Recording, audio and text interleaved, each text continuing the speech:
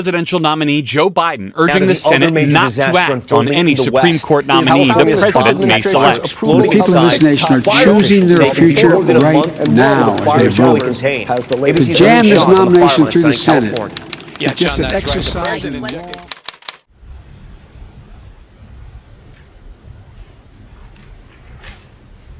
Now brought to you by the man who, in the past, has been called the leader of the free world. The following are actual quotes from this individual. I think if this country gets any kinder or gentler, it's literally going to cease to exist. We're rounding them up in a very humane way, in a very nice way. And they're going to be happy because we want to be legalized. And by the way, I know it doesn't sound nice, but not everything is nice. I will build a great, great wall on our southern border. I will have Mexico pay for that wall. Mark my word. Overseas, we built a school, we built a road, they blew up the school. We built another school, we built another road, they blew them up. In the meantime, we can't get a fucking school in Brooklyn. I will be phenomenal to the women. I want to help the women. You know, I'm automatically attracted to beautiful. I just start kissing them. It's like a magnet. Just kiss. I don't even wait. And when you're a star, they let you do it. You can do anything. Grab her by the pussy, you can do anything. I moved up like a bitch, but I couldn't get there, and she was married. Then all of a sudden I see her. She's now got big funny tits and everything. She's totally changed her look. I hate it. I'm a traditionalist. I have some very famous friends who happen to be gay. But I am a traditionalist. She was very, very nasty. She was probably nastier than even Pocahontas. It's really cold outside. They're calling it a major freeze weeks ahead of normal. Man, we could use a big fat dose of global warming. I have a great relationship with African Americans, as you possibly have heard. I just have great respect for them. And they like me, I like them. The blacks love me. They're sending people that have lots of problems, and they're bringing those problems with us. They're bringing drugs. They're bringing crime. They're rapists. And some, I assume, are good people? The concept of global warming was created by and for the Chinese in order to make U.S. manufacturing non-competitive. I never attacked him on his looks. And believe me, there's a lot of plenty subject matter right there. I'm the most successful person ever to run for the presidency, by far. Nobody's ever been more successful than me. I'm the most successful person ever to run. John McCain is not a war hero. He's a war hero. He's a war hero because he was captured. I like people who weren't captured, okay? I hate to tell it to you. Aviana Huff is unattractive both inside and out. I fully understand why her former husband left her for a man. He made a good decision. Sorry, losers and haters, but my IQ is one of the highest, and you all know it. Please don't feel so stupid or insecure. It's not your fault. I have black guys counting my money. I hate it. The only guys I want counting my money are short guys that wear yarmulkes all day. I think Viagra is wonderful. If you need it, if you have medical issues, if you've had surgery, I've just never needed it. Frankly, I wouldn't mind if there were an anti-Viagra, something with the opposite effect. I'm not bragging. I'm just lucky. I don't need it. Why are we having all these people from shithole countries coming here? So interesting to see progressive Democratic congresswomen. Why don't they go back and help fix the totally broken and crime-infested places from which they came? And now some words brought to you by Dr. Martin Luther King Jr. Darkness cannot drive out darkness. Only light can do that. Hate cannot drive out hate. Only love can do that. Injustice anywhere is a threat to justice everywhere. In the end, we will remember not the words of our enemies, but the silence of our friends. Life's most persistent question is what are you doing for others? We must learn to live together as brothers or perish together as fools. The ultimate measure of a man is not where he stands in moments of comfort and convenience, but where he stands at times of challenge and controversy. Every man must decide whether he will walk in the light of creative altruism or in the darkness of destructive selfishness. We may have all come on different ships, but we're in the same boat now. Rarely do we find men who willingly engage in hard, solid thinking. There is almost universal quest for easy answers and half-baked solutions. Nothing pains some people more than having to think. He who is devoid of the power to forgive is devoid of the power to love. I believe that unarmed truth and unconditional love will have the final word in reality. This is why right, temporarily defeated, is stronger than evil triumph. There is some good in the worst of us and some evil in the best of us. When we discover this, we are less prone to hate our enemies. If you can't fly, run. If you can't run, walk. If you can't walk, crawl. But whatever you do, you have to keep moving forward. There comes a time when one must take a position that is neither safe, nor politic, nor popular. But he must take it because his conscience tells him it's right. Never, never be afraid to do what's right, especially if the well-being of a person or animal is at stake. Society's punishments are small compared to the wounds we inflict on our soul when we look the other way.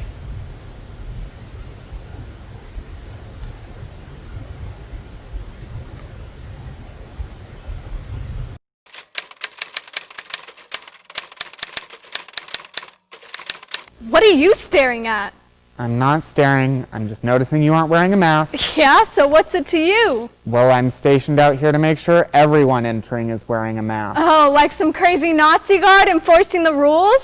Not like a Nazi guard, ma'am. Yes, that's how it was, herding all the innocent into the gas chambers? Ma'am, you're entering Home Depot, not a gas chamber. Well, you are restricting my rights, and that feels like a gas chamber. I just have to ask you to wear a mask as it's required to enter the store. You know, I know my constitutional rights. You can't force me to wear a mask. Then I have to ask you not to enter the store if you don't put on a mask. I can't wear a mask. I have a medical exception. What would that be, ma'am? I don't like wearing it. That's my exception. Please put on a mask, ma'am. Oh, shut up with all your ma'ams, you little pipsqueak. I want to speak to your manager. The manager will say the same. It's required nationally to enter our stores. You must put on a mask. You can't force me to wear a mask. Stay 6 feet away from me, ma'am. That's the rule. Are you scared? You're a little scaredy cat. No, You're afraid of women. Oh, scaredy cat. Scaredy cat. Oh my God.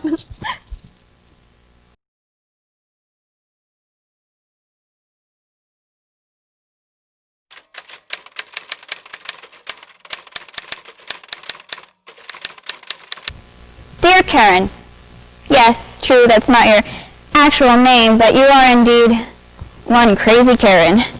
I was the one at Home Depot that heard you spouting off yesterday, and I didn't get it. You went off the deep end because that worker told you that you had to wear a mask? Really?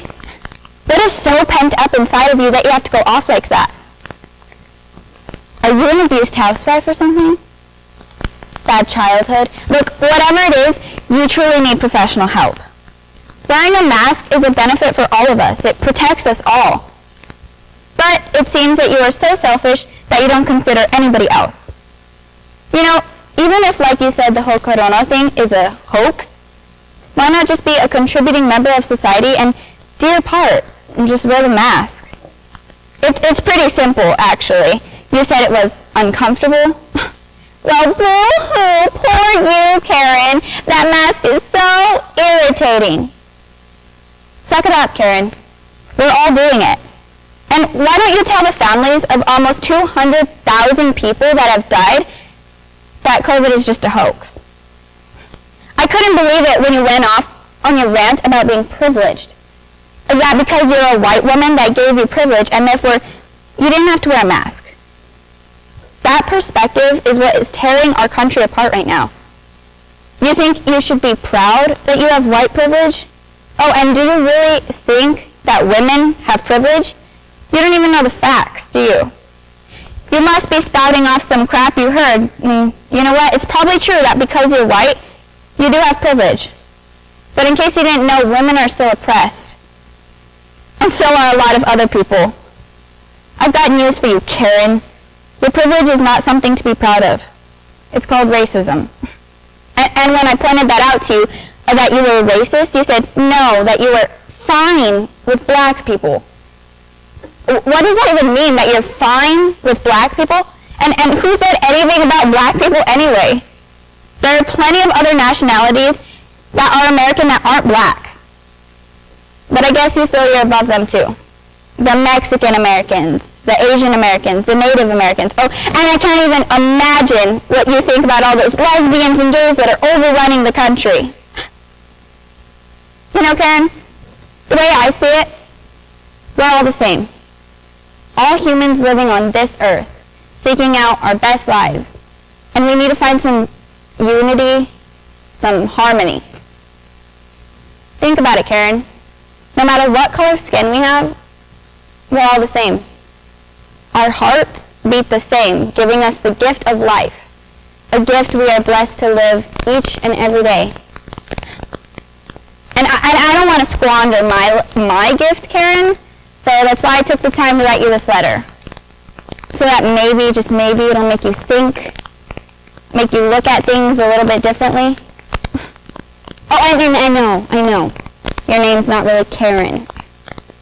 Sincerely, a concerned customer from Home Depot.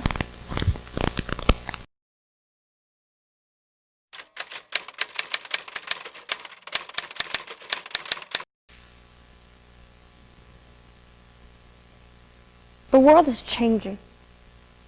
And whether we like it or not, we're a part of it. Whether we know it or not, it's just the start of it. It's like the tip of the iceberg, which to most of us, like the Titanic alert, without a captain to trust, we're sinking and sinking and sinking.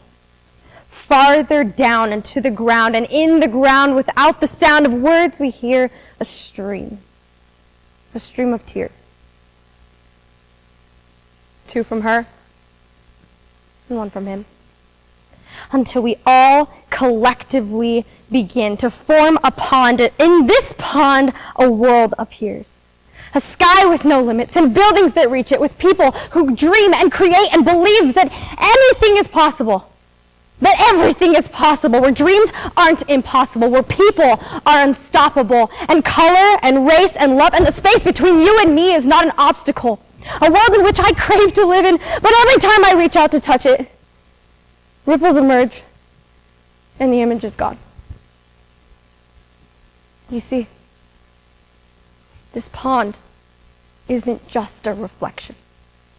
This stream of tears is an introspection. It is a physical projection of our dire needs, the needs in which we need to fill with love rather than hate. Where people's lives are not a debate, and with hope that before it's too late, we wipe off the labels, black, brown, white, and wipe the slate. Straight or gay, we stand together as people. Not as labels. Not as race. As people.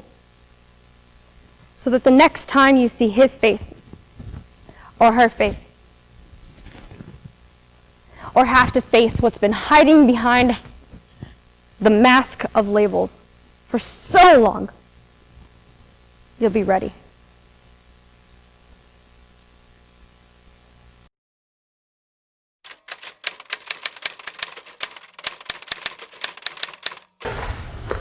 Dear black friend, I'm sorry, but I cannot support your Black Lives Matter movement. I mean, I believe that all lives matter, and I don't think any one group should be lifted up like that. I watched the interview with the president, and he let us all know that more white people are killed by police than black people. And I don't see a White Lives Matter group. If you were watching, you may have also seen him call the Black Lives Matter painting on Fifth Avenue in New York City as a symbol of hate. You may have also seen him call the Black Lives Matter slogan denigrating to that luxury avenue. When I've gone to New York City, I've had so much fun shopping, I don't need to see a big slogan on the street. I just don't understand why you are out there every single night protesting. I mean, don't you get hurt from all the tear gas and rubber bullets? You don't have to be out there seeking justice. I mean, we have a justice system. Plus, what about all the looting? I mean, that's criminal, right? That's not justice, that's just breaking the law. Our president is the law and order president, so I'm sure that any time now he's going to crack down hard. We can't have all this lawlessness out on the street. Yes, I am white, and I am scared. Scared that someone black will try to take me out just because I am white? Is that reverse racism? I don't know. But what I do know is that everyone in my neighborhood is scared. I think it was that writer I was reading from Laurel, Mississippi, Jim Chegg, Jim something, who said Black Lives Matter movement is a war against whites. I read that Black Lives Matter has called for killing of police. Is that right? What about the hoax of a noose with the NASCAR driver Bubba Wallace? Everyone is jumping to conclusions. I think people see what they want to see. And it seems like you are seeing white people as the enemy. And you know what? Maybe some of them are. But the president stated that he doesn't have a racist bone in his body. He even told NBC News that if he were starting off again today, he'd want to be a well-educated black man because, well, they have the advantage. You see, our leader supports you. If you could just take his support and the support that our current system of law gives you, I think you'd be all set. That's just me, and you are you. I wish we could find a way to get along, the way we did before this whole George Floyd thing happened, or Breonna Taylor, or a Tatiana Jefferson, Stephen Clark, Bodum Jean, Ahmaud Arbery, or Jacob Blake, and Daniel Prude. I just want to get along. Sign, your white friend.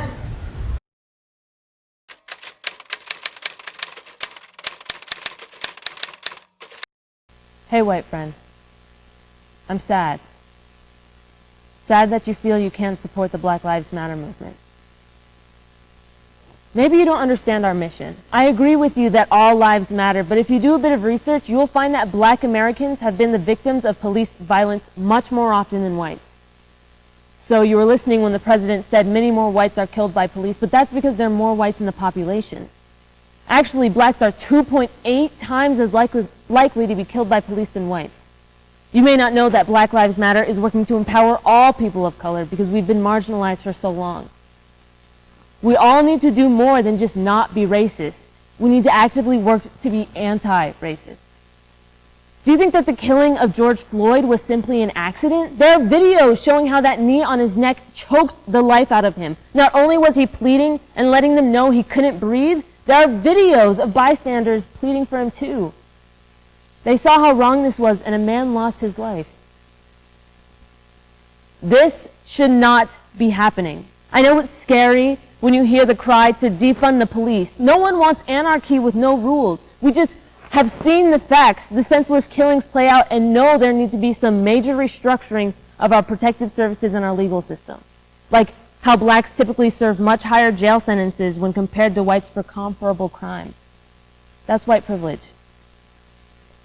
We're not trying to take anything from you or anybody else. We just want to be treated equally. There's been a grave injustice done to people of color for centuries now. I don't want to go back to the past. I don't want to dredge up anger from my enslaved ancestors, but I at least want us to be able to live free with a sense of safety in my own country. I want justice that's passed out fairly and equally no matter what your color. I want more opportunities for people of color that have not been given a chance in the past. I want us to be lifted from the oppression that we've endured for so long. A Black Lives Matter principle is loving engagement. We want to get along. We're a wealthy country with resources and opportunity for all. You know something? Our lives go by pretty quickly. Just a blink in God's eye. Just a quick spark that flares and dies out in the vast universe. And you know what? If we could all come together and live this life as a team, it'd be more of a joy.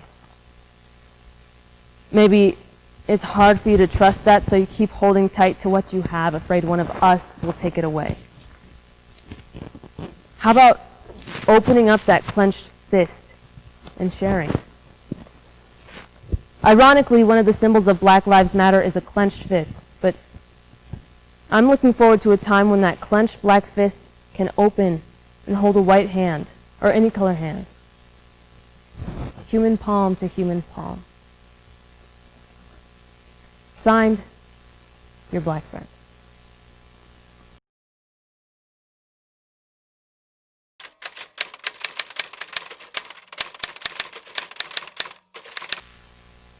How long has it been since you noticed me cooling the parched surface of the earth? My leaves filter diesel exhaust from the choked air. A strength beyond human strength pulses in my core. Steadfast, I protect you from dust, abundant heat. I am silence when you need solace. I am shelter when your inmost being cries out for rest. I'm a circle of life within a circle of life that you never imagined would cease to be. White-winged doves find certainty in my heights. I have never stopped commingling with the stars as they traverse in the night sky. If I were wise like you, able to speak, I would shout a grave warning of danger to those who live with indifference to wild things. Soon I will be cut down to make way for progress. If I were mortal, you would know me as an 80-year-old man. Useless in the eyes of this world, something deemed less worthy than of being anointed with the finest oils. Instead, concrete and rebar will take my place. How many fallen trees will it take to change the way you live in the world? How strange to think that I will soon perish without so much as a parting prayer. My only regret is that I live in a COVID-ridden dark age. Decades before the United Nations mandates a Bill of Rights for wild things. How many downed trees does it take before someone saves the rainforest or a forest of one? A seedless mulberry tree in the desert.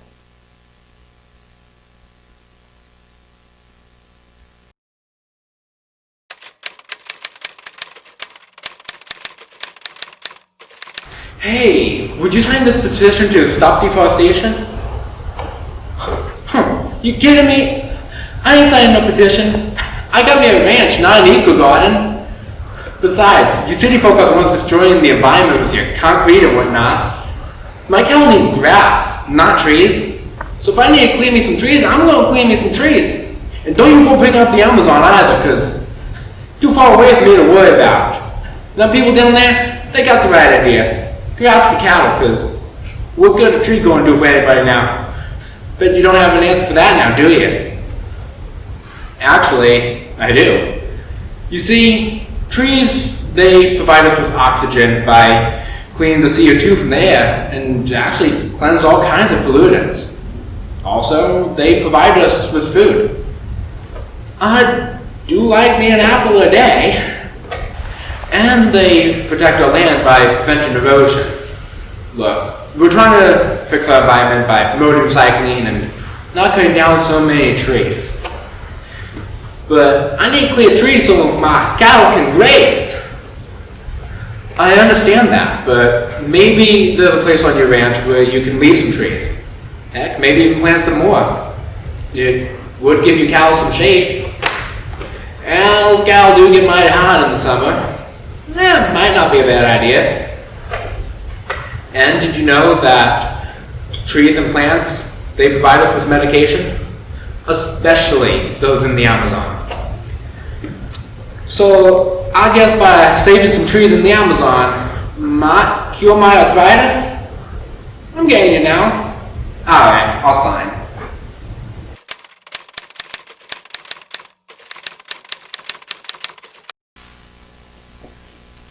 Hey Mom, I've made a decision. That sounds serious. What's the decision? I'm going to study theater. You just need to get that out of your head, Mr. Actor. You know theater can't get you anywhere. Maybe it's something you can do on the side. Finally an engineer. I hate engineering. It's not me. Doing the bit of theater I've done, I realized how much I loved it. Don't you want me to do something that I love? Forget love. You need to eat. You're gonna have to support a family, not be a starving artist. Mom, you know me. I'm not going to be starving. I'm going to make it work. Mijito, you're too shy to be a performer. Besides, you don't have any talent. Don't be foolish. You call that following my dreams? Following my heart foolish? That's not right. What's not right is you thinking that you can make any sort of living off of a degree in theater. Estás loco. I can't believe you can't even just hear me out. Or show me just a little bit of support. I support you, son, but not this decision. You need to get this idea out of your head. No! I'm not going to. You know, Mom, I expected better from you. But I guess I shouldn't be surprised. What does that mean? You never encouraged any of us to be creative, as if that never even mattered. But to me, it's a part of my soul. The only time you should be thinking about your soul is on church on Sunday. You can be creative in your off time. I've made my decision. And I know that soon, I'm going to move far away from here to pursue my dreams. And I'd get away soon if this pandemic wasn't forcing me to stay here. What an awful thing to say to your mother. You think you're stuck here because of the COVID. You should have more respect for your mother. I do respect you, Mom. I love you. But we aren't going to agree. And I need to go on my own path. Dios mío.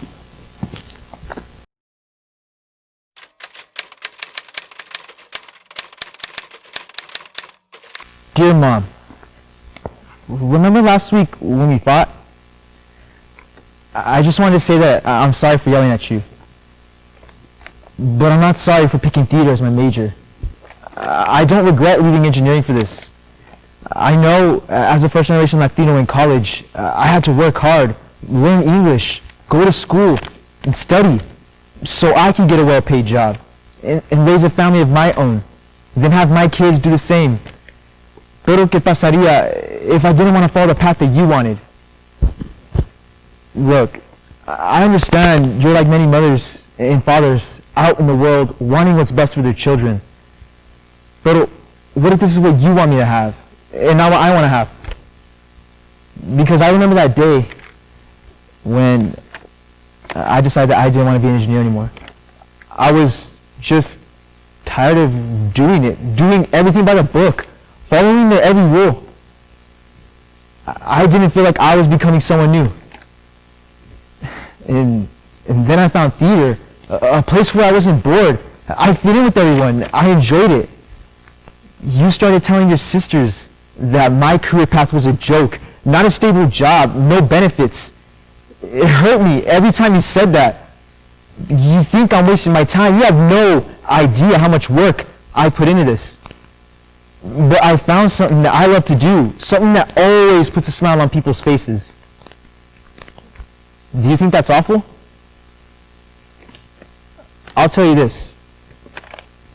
What I'm very proud of, y contra mi voz, something that I never had in my life as a child nor as a teenager, y contra valor. Do you think it's easy to perform on stage while 1,000 eyes are staring at you? It's not. I found friends and teachers who love and support me. You, my old classmates, my family, you all consider me as a tortuga, being hidden in an empty shell of darkness and silence. But when I'm with my new colleagues, I'm a strong Avila, soaring through the blue skies as I see the view of the world in a whole different scope. See, you turned your back on me, but they reached out to me with open arms. I love you, Mom, and I thank you for everything you did for me growing up.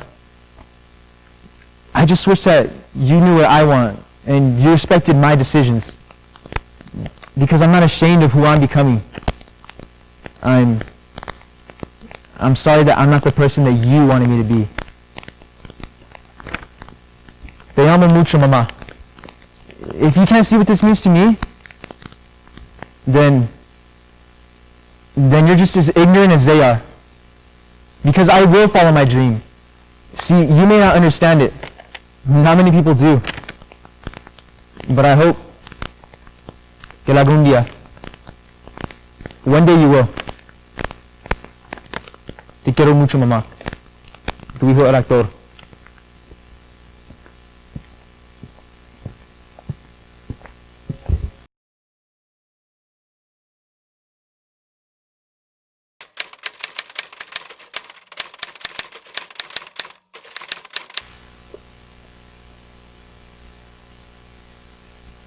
Dear son, I've missed seeing you these past weeks, as I know you are at school and classes all day and working on the performance projects every night, so I thought I'd leave you this note.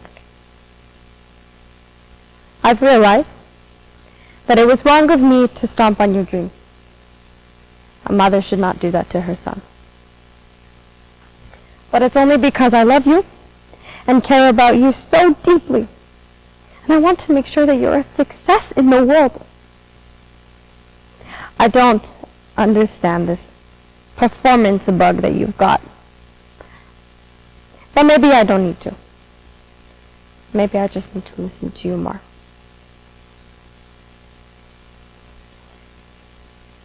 I just told you what I thought that you should do. I know I can't live your life for you, but I'm worried about how much of a struggle you're going to have. The entertainment business is so competitive. I think about you going to a big city like New York or Hollywood and just getting swallowed up. You can't blame a mother for worrying. That's a mother's job.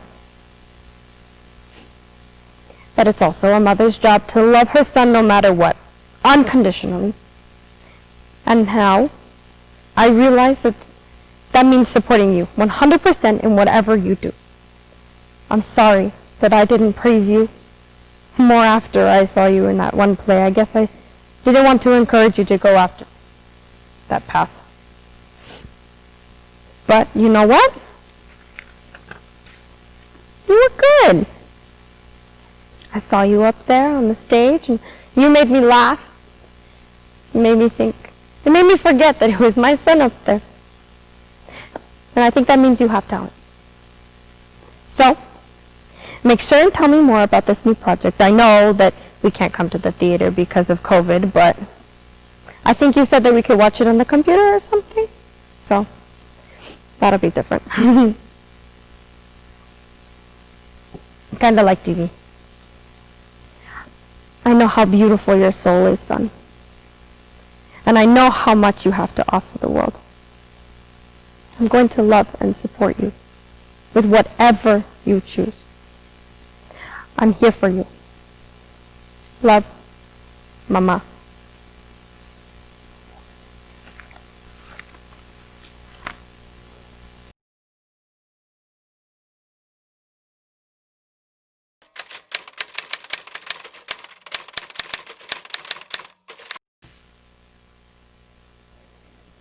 Dear esteemed colleague, by my name and the color of my skin, you may assume a few things about me. But as I've struggled through my own participation in the sickness that is U.S. American culture, I've come around to understand that my experience is of little value when we look at the destructive nature of the divide that fuels our democracy. I've been intrigued and sometimes mortified as I listen to friends, congregation members, pastors, work colleagues, and now university professors and staff discuss this sickness. Whether white, black, Hispanic, or other, I think the common ground is that despite all the progress we've made as a country, something is severely broken. Depending on the lens that we choose to see it through, we will say it's policing or politics or media or black culture or something else that is severely broken. I've been gathering perspectives because I don't want to be angry or to pass judgment in hopes to someday impact positive change. I listen and I try to find common ground and common solutions. If we Americans stand for justice and freedom for all, I do not see how we feel comfortable with Americans being killed by our public servants. Unless, of course, we truly believe that some American demographics deserve poverty, or poor health, or more violence. Because that's just their free will due to some ingrained character flaw. Then we don't have a debate. As leaders in this community and this institution, I ask that you look at the error in that proposition, the hopelessness you may be promoting, and how that may be perpetuating the sickness we are all so tired of in this great country of ours. Ignorance and silence in this racial divide seems like two evils I can no longer participate in or idly stand witness to. I, too, want to change those perceptions that lead into this divided reality and use my passion to drive positive change. Warmest regards, your caring colleague.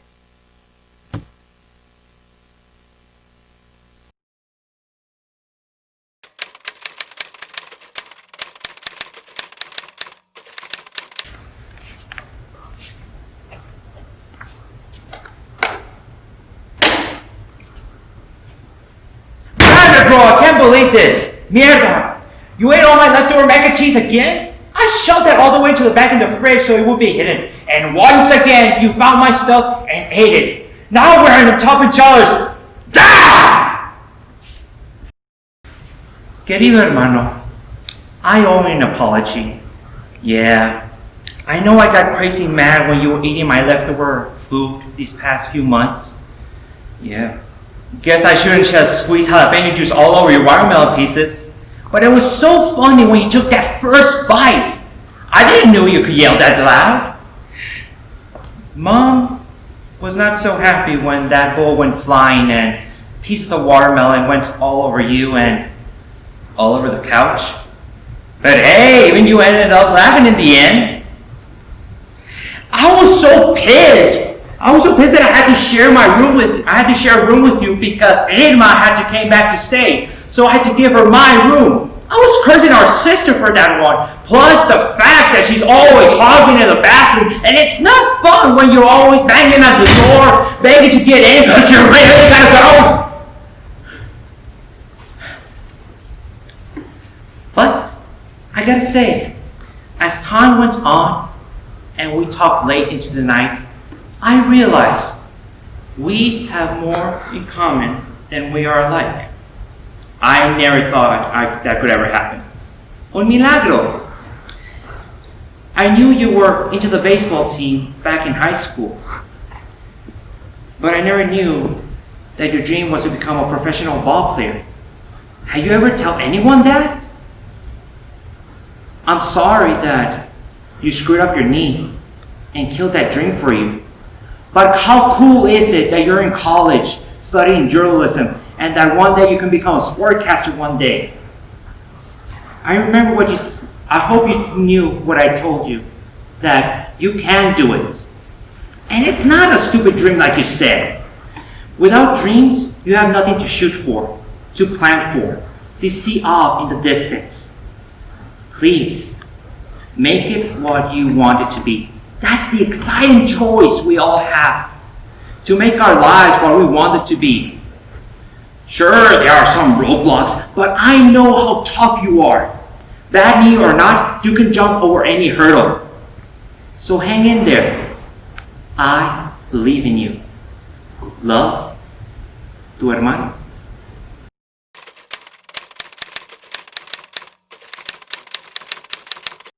Dear apartment manager, I was curious what you were doing outside in that chair with your eyes closed and humming. Were you meditating? You sure don't strike me as the yoga type. Oh, I know. I bet you were deep in meditation, trying to figure out how you could be more of a bitch. Yeah, that's right. You read it right. You are one hell of a bitch. I cannot believe how you treated that couple that came by earlier today who was just asking if there was vacancy in our apartment building. I mean, you don't know their situation. And yeah, I saw. They looked a little bit scruffy, but I've seen rich folk that don't look any better. They only think they do. And you couldn't just leave it at telling them no, could you? No, you couldn't. Asking them why they thought they would ever be worthy of living in our building. Worthy? What is that about? You think this is some special building for superior folk? Well, maybe, since you get to be the manager and make all the decisions, and it just so happens that everyone in our building is white. I remember when I ordered a pizza, and the black delivery guy was ringing the buzzer, and you were coming in and you wouldn't let him enter. You kept telling him that you didn't care who ordered. There was no way he was getting in, and you blocked the door. I had to come downstairs and go outside to pick up that pizza. Oh, and by the way, I gave that pizza guy a huge tip and apologized profusely for your ignorance. And then today, you tell the couple that you know what Mexicans are like, and there was no way you were going to let some of them live in your apartment building? And how did you know they were Mexican anyway? By the color of their skin? Because we live near the border? There are other nationalities that have darker skin, you know? Oh, and what did you call them? Brown people? Telling them that brown people were taking the jobs of true Americans and should go back to where they come from. Okay, bitch. Let's see you go out in the onion fields for 10 hours a day in the heat and pick. Those are just some of the jobs that those brown people do that benefit you. There are plenty of amazing brown people, but because you are so narrow-minded, you can't see that. I wonder what would happen if you got hospitalized with COVID and you got a brown nurse or maybe even a brown doctor. Shocking. Yeah, that's right. There are colors of all people on the front lines right now saving your ass. Oh, and guess what? I know you think I'm a white girl with a bit of a tan, but actually, I'm Mexican. That's right. You've got a Mexican living under your very nose and you didn't even know it. Oh, and remember the tamales that you like so much? I may have accidentally put some, but never mind. Have a nice day. Signed, your brown neighbor.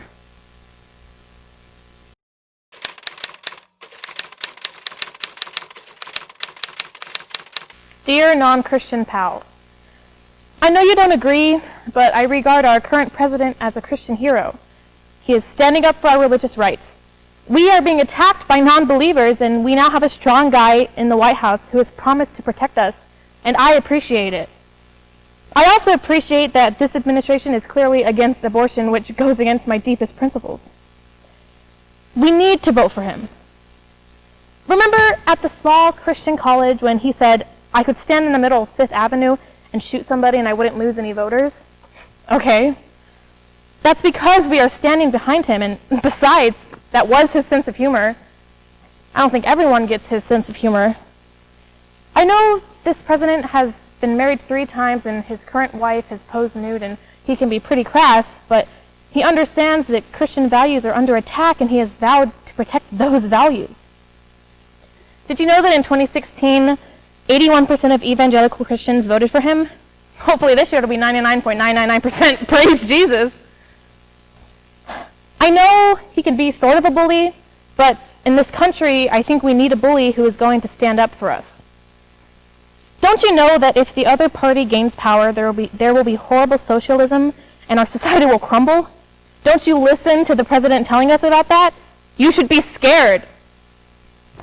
Another thing, we need Bibles and prayers back in the public schools. We need to get rid of that idea of separation between church and state. There is no separation. We are all one under God. We need to get the sanctity of marriage back to being only between a man and a woman. You may not know this, but my aunt lost her bakery business because a gay couple wanted a wedding cake and she downright refused. Go auntie. Yeah, she gave up her business before she would support that behavior. Gay marriage is just not right. I pray every day to protect what I have, my faith, my conservative life that I cherish. I pray for you too and hope that you will come back to God. Signed, your Christian pal.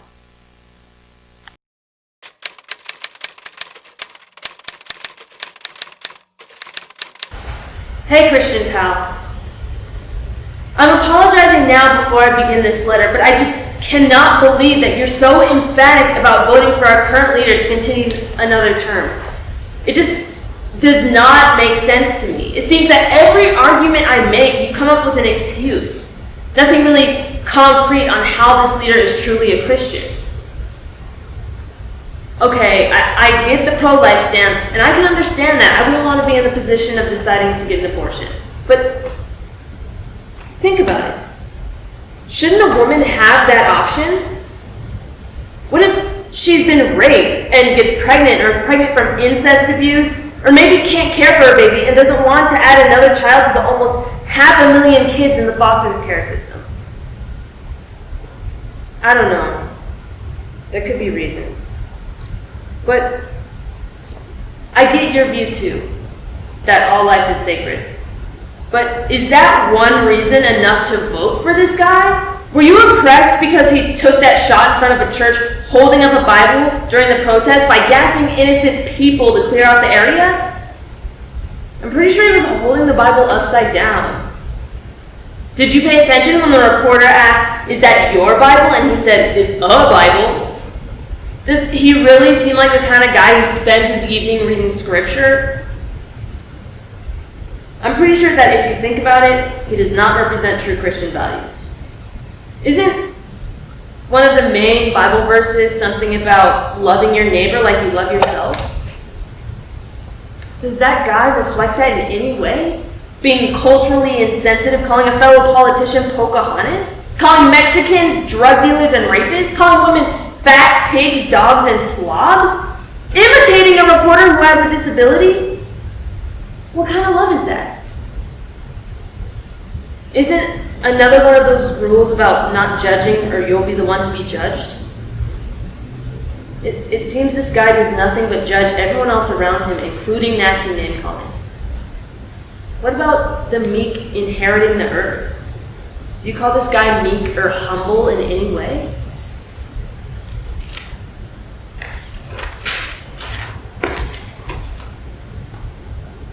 I'm hoping you'll do a bit more research before you turn our country over to this guy for another 4 years. I think if you truly examine what you call your Christian values, you may come up with a different decision. Signed, you're not Christian, but trying to do the right thing, friend.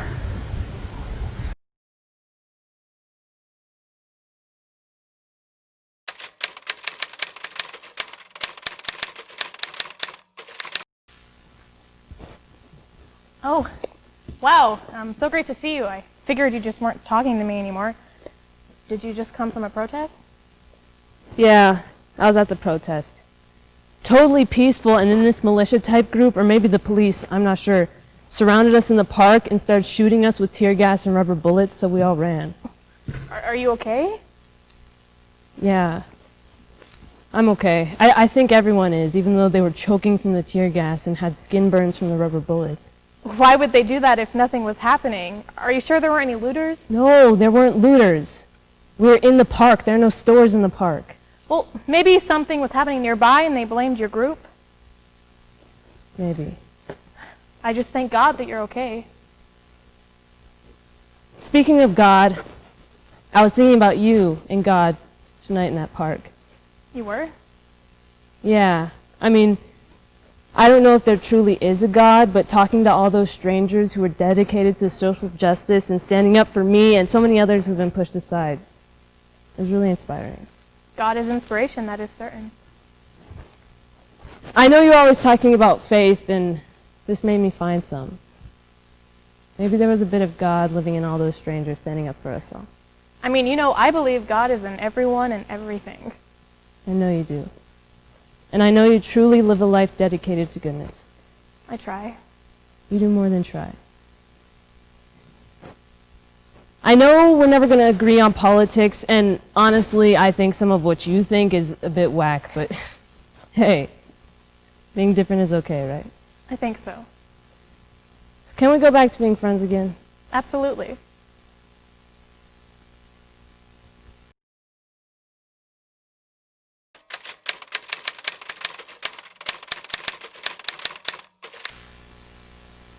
Hey, gorgeous. It's crazy that it's been 3 months since we were looking out the window at the breathtaking view of the city, and I was holding you in my arms, and we were laughing at how you and me were ready to take on the world. That was our norm. We were always together, and now the world is a completely different place. The damn virus. People protesting and violent clashes with police, and hey, a woman of color nominated for vice president. I'm looking out the window as I write, and it's a ghost town, babe. People are scared that the virus, the violence, sometimes it seems like we've gone back to the Civil War. I'm staying in and I'm staying safe. It's been 2 weeks since I've even gone to the grocery store. You and I know how important it is to safeguard our health. I feel so guilty. Guilty that we went to that party and we were so comfortable with our friends that we just took off our masks and had a good time. But we don't know how that's how it happened. Well, maybe. I'm so sorry.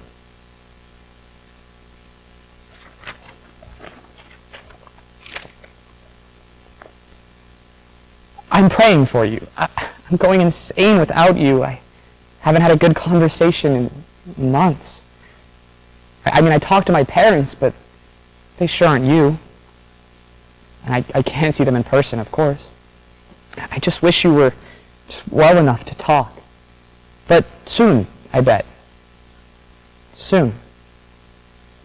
You're going to get through this. I know it seems like forever you've been in there, and I'm so sad that I can't visit you, but we know that's best right now. Just keep breathing, babe. In and out. Good and deep. You scared me with that last letter about how you were feeling so weak. Thank your nurse for me. It's so sweet that she writes for you. Hang in there, okay? I'm here, waiting for you. Just think about the wedding. Think about the honeymoon. I miss you like crazy. I love you. Love, your fiance.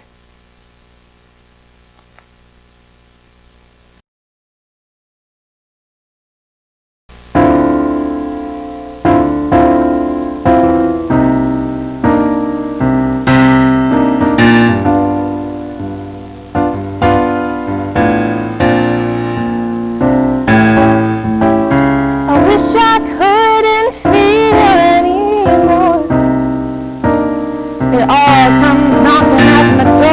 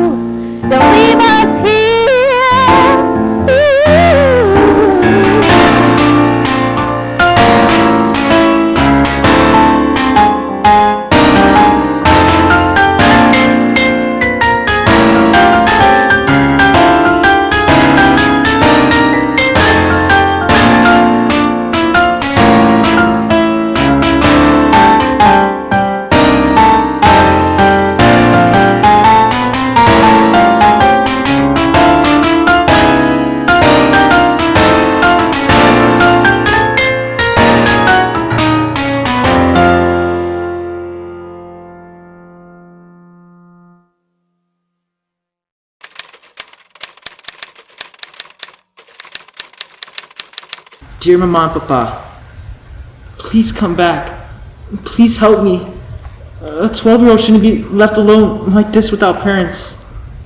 I know you felt like you were doing the right thing to bring me with you across the border, and you didn't know this would happen.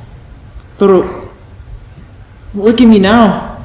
I'm in, I think, a cage with a lot of other kids, and it's cold. And they gave me what looks like a big square foil to use to try and keep warm. It doesn't work. I'm on the floor. It hurts. I want you, Mama. Please. I'm scared. I don't know anybody here. They give me dry stuff to eat. I don't even know what it is. It's not good. It's not like your food, Mama. I promise I'll eat all my salad next time. All of it. Papa, I promise I'll take out the trash like a good boy. I'm sorry I didn't like to do it, but I miss us going down to the river and trying to catch fish, Papa. I know I didn't like to go, but from now on, I'll go every time you ask. I promise. The other kids here are crying. They don't have their parents either. None of us know where you all were taken. But I know you saw me here because you turned and looked. Some men had grabbed your arms and marched away with you. That's all I remember. Are you in trouble? Maybe I need to come and help. See, I thought you told me we were heading for a better life. I know how sad you were when that gang took Maria. And we never saw her again. What happened to her, Mama? Do you know, Papa? Remember when you told me not to go out because I could be next? How I had to run home real fast right after school and just stay in the fenced yard?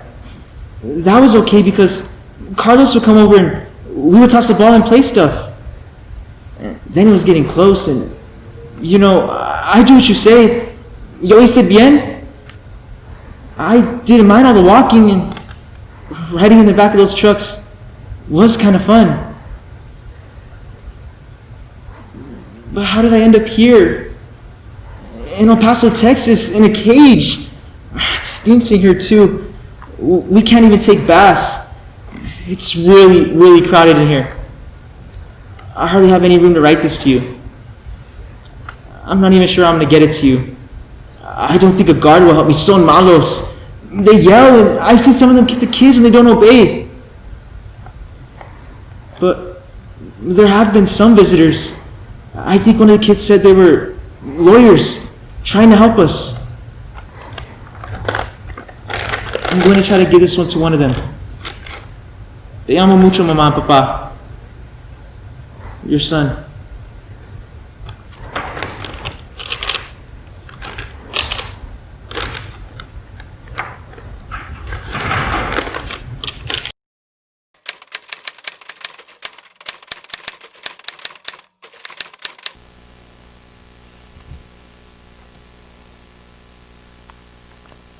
To the person I do not yet know, who wears my name and face.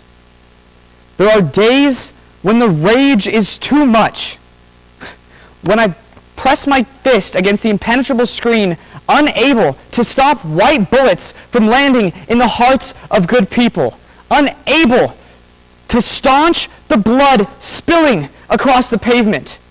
On that pavement, we lift fists towards the sky, but men in armor knock them down. Faceless legionaries of this empire of violence, martyrs atop the bones of millions. There are days when the sadness is too much. Just the tragedy of it all.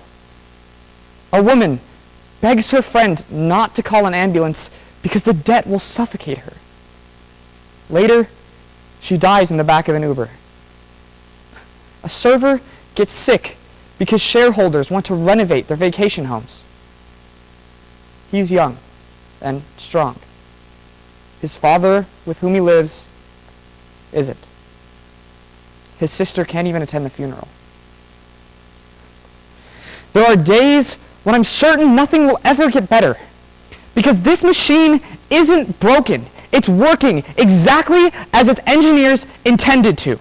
A machine of this size can only run on blood, and the people behind the controls ensure a steady rate for generations to come.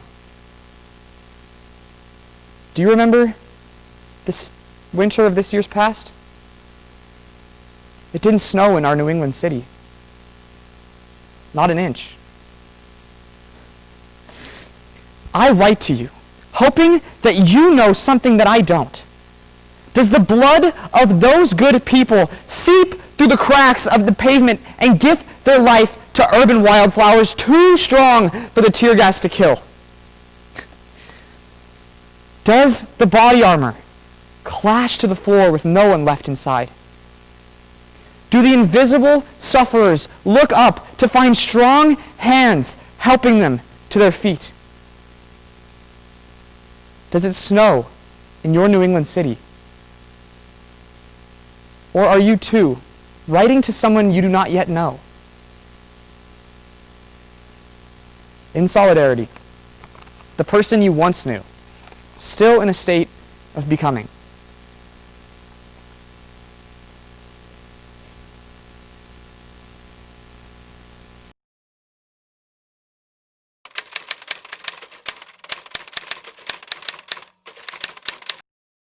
Hey sis, guess what? I think a dream may become a reality in the not too distant future. Didn't you read the president's tweets about New York is fleeing the city? He said that New York is showing signs of future problems and that there is a mad rush for the exits as New York City goes down the tubes. Republicans, Democrats, I don't give a crap who's doing what. This is a chance to finally afford a place in New York City. Remember as high school seniors, how we took the train in from Long Island and traced all over Manhattan for the day, trying to find a place to rent? Well, that was a bust. Remember that awful place off Alston near Bowery that was over $2,000 a month and it was a studio? We would have killed each other. I guess it didn't help when we went to NYU and found out that it was over $50,000 a year to go there. But now look at us. You're way the heck out on Long Island, and I'm in the godforsaken Southwest. And at least we're going to college for a lot less than NYU, and I kind of like where I am. But it's no Big Apple. Trump tweeted that he was not going to allow low-income housing in the suburbs. That must mean he's going to put the low-income housing into the cities, which means you and I, sis, are going to have a rockin' place right in downtown Manhattan. Now, which neighborhood should we choose? No. Wow. I don't know where to go. Hey, do you think Trump Tower on Fifth Avenue will become low-income housing? That would be perfect. We could say hi to the Donald when we're on the elevator. Trump Tower, yes. At his last rally, the press had people chanting, 12 more years, 12 more years. So I think he's going to change the way presidential terms work. And if he's in DC for that many years, he could easily give up Trump Tower to us. So sis, pack your bags. We are going to be residents of Trump Tower on New York City. Love, your bro.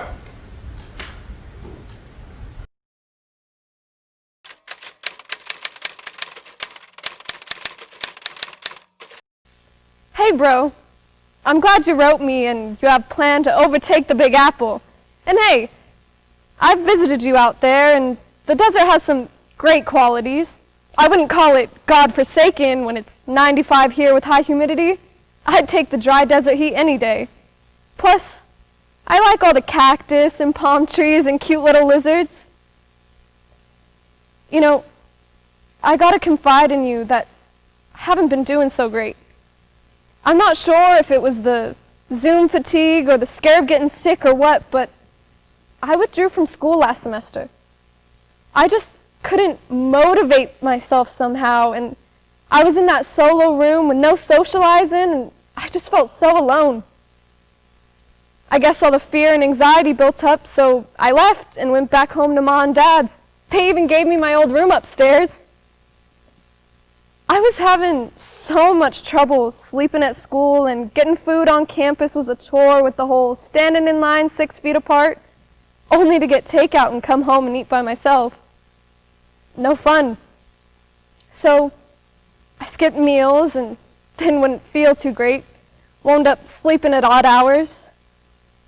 I felt so much anger too, and I didn't really know why. I know this sounds crazy, but I would just start punching my mattress, and I'd want to scream, but I didn't want the other kids in my dorm to call the cops, so sometimes I would scream, but just into my pillow to muffle it. I was just not my usual self. It was so weird. Now, I can't say that Ma and Dad are the best dining companions, but hey, it really beats being alone. They are really freaked out about the economy, so I always get an earful at dinner time. Ma is going off on how Biden is an upstanding man of faith and will get our economy back on track with clean energy and stuff. Then Dad chimes in saying that Biden is a wimp and too old for that, and America will become communist under Biden. Then Ma comes back with stuff about how Trump is a fan of Putin and there's something fishy going on, and wait, isn't Russia communist? Then it's Dad's turn with the great thing about Trump is that he's a businessman and not a politician. So, anyway, I'm not sure if that's helping or adding to my stress, but it's a comfort to be at home. They did actually take me to see a doctor, and he said I have a classic case of depression. He said he's seen a number of patients lately since COVID hit, and that it's completely understandable. You know, I was afraid to go, afraid I'd be made to feel like some kind of freak, but he really made me feel okay, and the medication seems to be working. I've actually just started back to school with a couple of online classes, and I'm handling them pretty well.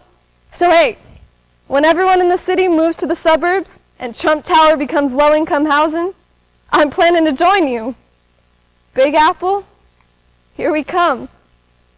Love, your sis.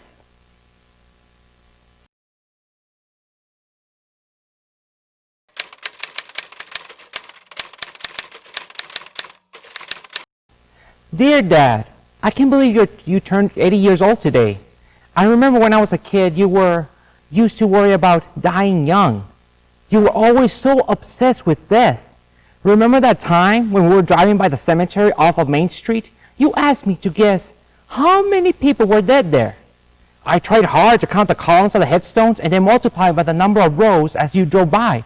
I buried out my best mathematical guess, 100 plus 1. Then you said, all of them, they're all dead. It was one of your famous lessons to teach me, something about life. Your point was that everyone dies, but not everyone truly lives. I get it now. Some 40 years later. And yes, you were right, Dad. Time does go by fast. I wanted to tell you that I'm sorry. I haven't been able to come for you sooner. I had to start a 14-day quarantine before I could come see you, but I'll get there by early next month. By then, the weather will be perfect for fishing. We'll go down to that spot you like, where the fresh water blends with the salt water, so you can throw your cast net. Or better yet, I'll throw it for you. That will be a great spot to catch our bait, and then we head out to the pier and fish until the sun goes down. We can't afford for you to get pneumonia like last time, but maybe it was a blessing in disguise. Now that you're in that home, you get to hang out with the other viejitos. I'm glad you're not so alone now. I know it took you a while to get used to your new surroundings.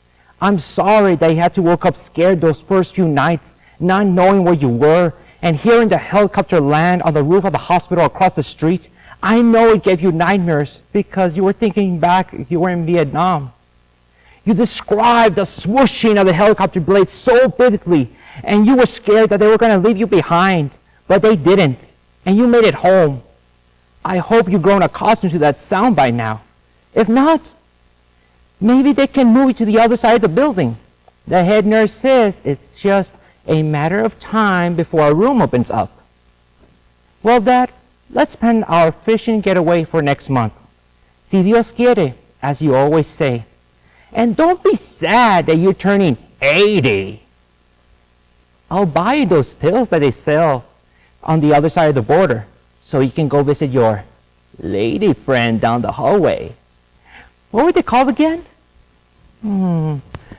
YPQ. Oh yeah, that's them. YPQ. Ya pa qué? I know I gave you a good laugh with that one. I'll see you next month, si Dios quiere. Happy 80th birthday. I love you, Dad. Sincerely, tu hijo mayor.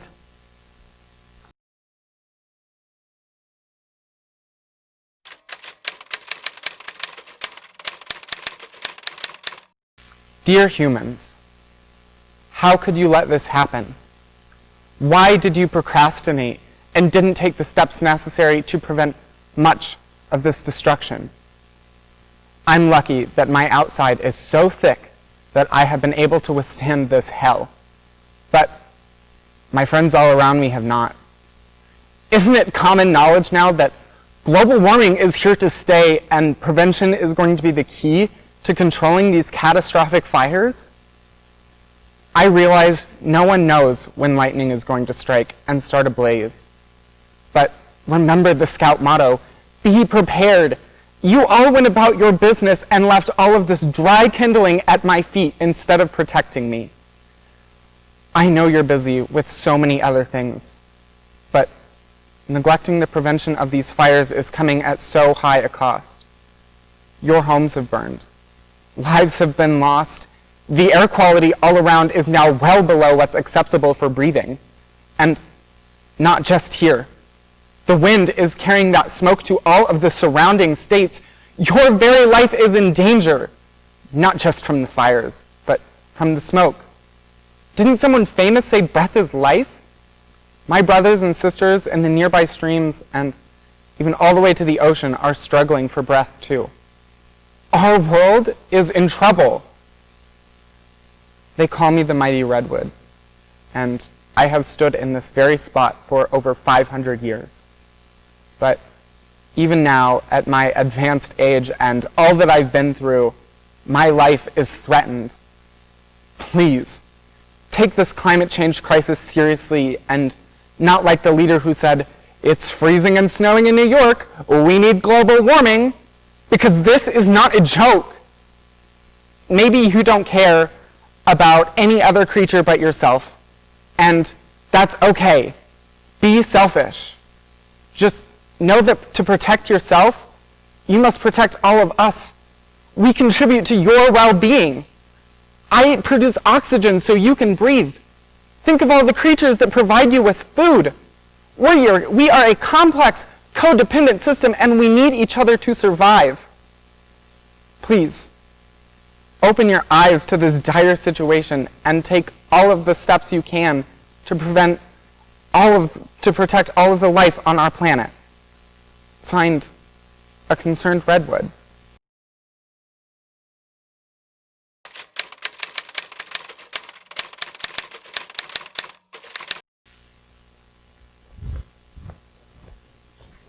Where are you going? Oh, over to the park. What's happening in the park at night? There's just a small protest against police brutality, and some of us music students made signs and are joining in. Oh no, you can't do that. You can get hurt.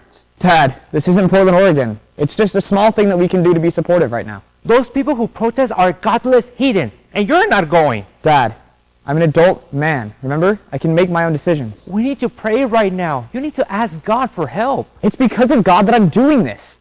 People are being mistreated, hell, killed, and it has to stop. Young man, did you just say hell? Sorry, Dad. This is what hanging out with all your hippie friends, artist hippie friends has done. You are losing your Christian principles, which I have raised you with. To be honest with you, I feel like more of a Christian than ever. Don't you always say that we're all children of God? Well, I'm going to support my brothers and sisters. Have those musicians brainwashed you? You know the entertainment business is full of perverts. What are you talking about? I heard that Oprah is a pedophile and that Hank's actor guy eats babies. And thank Jesus that our president is part of a secret society that's going to end all that. Have you been drinking? You know I don't drink anymore. What this pandemic has shown us is that entertainers are useless. Our front lines are doctors, nurses, and grocery clerks. No one needs entertainers. Okay. So what are you going to do at night when you can't watch your TV? Huh? The cops, the firefighters, the games. How are you going to work out in the garage if you can't listen to that dee-dah music you love? Entertainment is a part of all of our lives. It's what makes us human. It is what gives us spirit and soul. Now I have to go. I can hear Clark out front honking for me. Clark? Isn't that a gay dude? Oh, God save us. I'll be praying for you. Goodbye, Dad. Oh, God. Oh, God. Oh, God.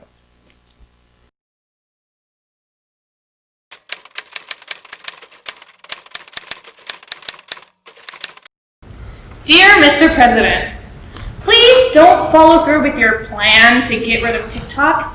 It's really the only thing getting me through this COVID crisis. I mean, come on. We're all stuck inside our houses, not allowed to go outside, or else we're obviously going to get a deadly disease, so at least I could have some fun watching some videos and get a chance to laugh. I don't really understand how you think China is spying on us with TikTok. Are they taking over my phone at night and taking pictures? No, I just use it for fun. Listen, I know you're mad because a bunch of TikTok teens made reservations for your rally in Tulsa and then didn't go. So you weren't as packed as you'd hoped, but hey! They were saving people from COVID! I mean, come on, your pal Herman Cain died from COVID not too long after that. He was attending the rally, he wasn't wearing a mask! I mean, it was so sad, but a few weeks after the rally, there was a huge spike of COVID in Tulsa. I know you said it was just a coincidence, but just something to think about. Please, don't let some teens tick you off. Get it? Anyway, don't be so angry that you canceled TikTok. I've got to have it. Okay, so maybe I am just a little bit obsessed, and I probably spend way too many hours on it at night instead of sleeping, but there are way worse things I could be doing. It's just innocent fun. There's no harm, and it doesn't hurt anyone. I mean, the content is so diverse. There really is something for everyone.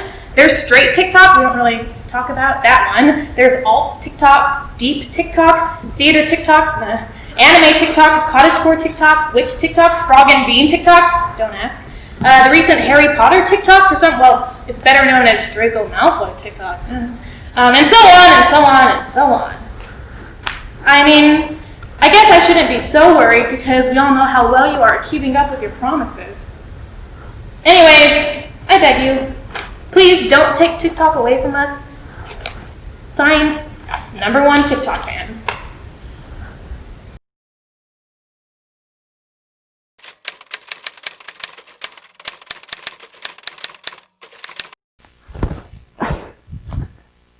Yeah, that's right. I'm waving this flag. Yay for the rainbow. Finally, we're protected from job discrimination. Now, you may have thought we were already protected, but that's not true. We could be fired just because of who we loved. It's crazy. But it is amazing that 2 typically conservative Supreme Court judges helped deliver this 6-3 victory. I mean, I don't know why it wasn't unanimous. Don't we all deserve equal protection under the law? 50% of LGBTQ workers have reported harassment in the workplace. And so many have been fired just because of who they love, losing their income, their health benefits. I mean, it's okay to fire me because I'm doing a bad job, or I'm insubordinate, or I bitch slapped the boss.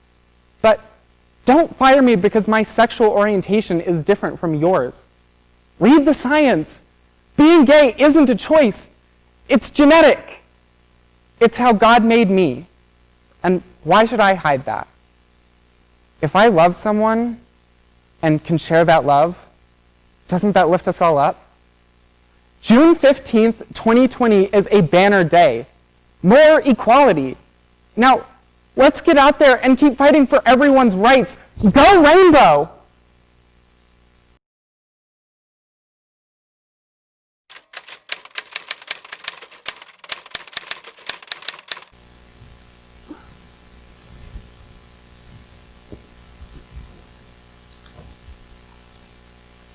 Hey there, beautiful. I know it might seem weird to get a letter from me since we talk almost every single day, but I thought this would be better.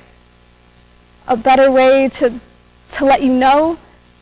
Besides, it's now 2 a.m. and I just hung up with you about an hour ago, and I know you were going to sleep, and I tried, but I just tossed and turned thinking about us, so I thought I would get up and write. Don't worry, it's nothing bad. In fact, it's really good, I think. It's just that I wanted to let you know that I'm nervous and scared, but that's really dumb, right? I mean, we have talked and FaceTimed for months now, but next week, we will finally be back in person and it'll be different. I mean good different, but still different, and I guess I just don't know how that's going to feel. I'm super excited, of course. You know what a goofball I am, and I've already told you that with you, it's so different than it's been with anybody else. I don't want to run anymore. I don't want to push you away like I've done with others, and that's because of who you are. You are amazing, and you make me feel amazing. Sometimes when we're talking, all my insides just feel like they start to melt, and that's the only way I can really describe it. This beautiful, warm, melting feeling. Such peacefulness. I feel so supported and cared about, and I've never really felt that before. I guess that's why I'm scared. Will it be the same when we finally see each other in person next week? I mean, will it increase even more? I feel like when I finally see you again, I'm just going to explode from happiness, and I know that's silly, but that's me, and that's what you do to me. Plus, it seems like you and I just got started, and then this whole damn COVID mess happened, and isolation, and all of a sudden we were 1,000 miles apart. But next week, we'll come back together, and I can only imagine what it's going to be like to look into your sparkling eyes again, to actually hold you again. I know you said maybe we wait the 2-week quarantine before we get together, but I just don't think I can do that knowing you are in the same town again. I'm just going to want to rip that mask off of you and oh my... Whoa. Okay. See? Goofball me, getting carried away again, but I mean, that's what you do to me. I am so grateful to God or whatever universal energy that brought you and I together. You know, I believe that it's fate. I am so excited to find out what fate has in store for you and me. I think it's going to be incredible. Huge virtual hugs. Your goofball.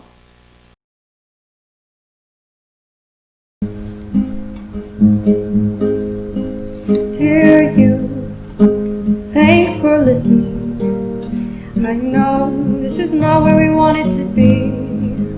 Dear you, I don't want to fight. To me it's not about which one of us is right.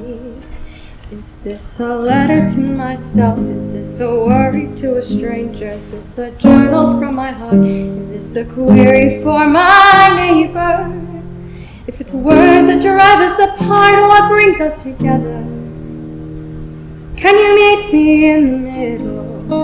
Can we leave hate and passion at the door? Can we talk eye to eye? Can we see and can we try to understand what we're both fighting for? Can you meet me in the middle? Can we talk without us taking sides? There's a bigger war out there. There are people who don't care who they hurt. so long as they keep their pride. I'm not one of them, and you never have been. Can you meet me in the middle? Dear you, it seems impossible to sit and talk if we're scared of giving in. Dear you, what if it's not the loss on either side to meet and listen to a letter from myself, or reception from a stranger, to the truth of someone else, or for a query for my neighbor? If it's words that drive us apart, what brings us together? Could somehow we look inside and find what brings us together? Can you meet me in the middle? Can your heart beat and mine both beat in time? I know that we feel stuck, and I know your walls are up, but I wonder, is this our time to try? Can you meet me in the middle? And I promise when you speak that I will hear you. Could we gather and just listen? Is this a world we want to live in? Are these mistakes that we leave our children to carry through? If we never take a step, we won't go anywhere. Can you meet me in the middle? It's not about falsehoods, and it's not about truths. As our neighbors and people, we have so much to do. Can you meet me in the middle? Can we leave hate and passion at the door? If we're not here to fight, does it matter who's right? Can you meet me and we work out what it's for? Can you meet me in the middle? Could you bring your ideas and listen to mine? I can promise the same, and I'll open my mind. We could end all these battles if we just took the time. This is a letter to myself. It's a letter to my neighbor. A letter from my heart. A letter to the future. Can we settle with each other and build up instead of down? There are bigger hills to tackle than the ones we've surrounded us, which there's more peace than secrets, such as we end up writing ourselves against each other and against me, against you, dear you. I cannot wait to listen.